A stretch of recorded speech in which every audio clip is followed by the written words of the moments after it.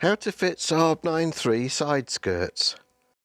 I've already got my body kit removed because I've had my rear wheel arches repaired, and that involved welding at the bottom of the wheel arch here. So I'm going to show you how to put the side skirts back on so that by the end of this video you'll know how to get them off and replace them.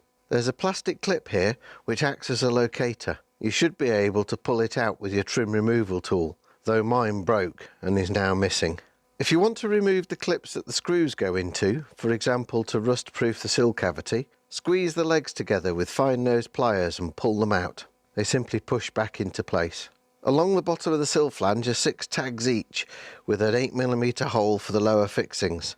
To remove the clips, push the centre spigot right through the clip and withdraw the main body from the hole. Frankly, these clips are rubbish. They don't hold in very well. I'll link to some alternative clips in the description. If you've still got your plastic clip intact, clip that into place first when putting the skirt back. Mine are broken, so I'm lining up the fixing holes. The screws are number 10 by 20mm self-tapping pan heads with a T25 Torx recess. I had some difficulty getting mine out due to corrosion in the tool recess. I'm going to be replacing them with stainless steel screws, and I'll link to those in the description. I'm lining the skirt up into its original position using the screw head marks on the plastic.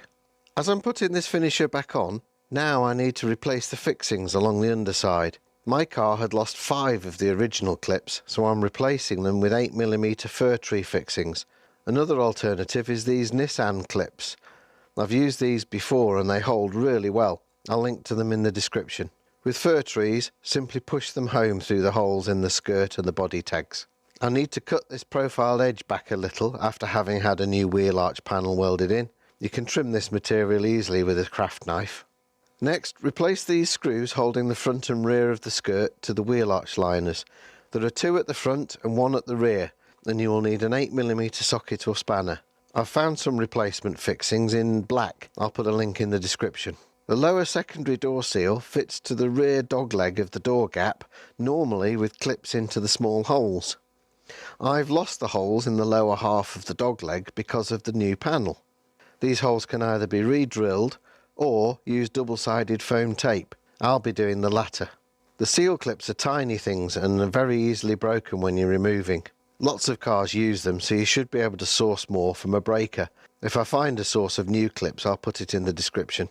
When fitting the clips back into the seal, I suggest using fine-nosed pliers as they are so small. The top end of the secondary seal fits under the end of the upper cantrail trim. Then clip or stick it down into place along the door shut edge. The clips just press into the holes. The corner moulding then clips or sticks into position at the rear end of the sill and tucks into the body shape. The horizontal section of the seal fits to the top edge of the sill finisher. A pocket runs the length of the seal and this fits over the edge. Once the rear corner is fitted, the rest fits easily by running your thumb along. Don't forget to feed the front section of the seal past the corner of the rear door before pressing it into place all the way along this length.